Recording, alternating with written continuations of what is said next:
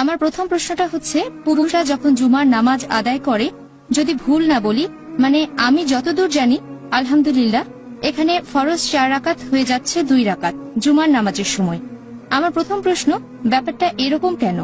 দ্বিতীয় প্রশ্ন, ধরেন একটা বাসায় আমরা 2 জন মহিলা, এখন জামাতে নামাজ আদায় করতে গেলে কমপক্ষে কতজন মানুষ লাগবে?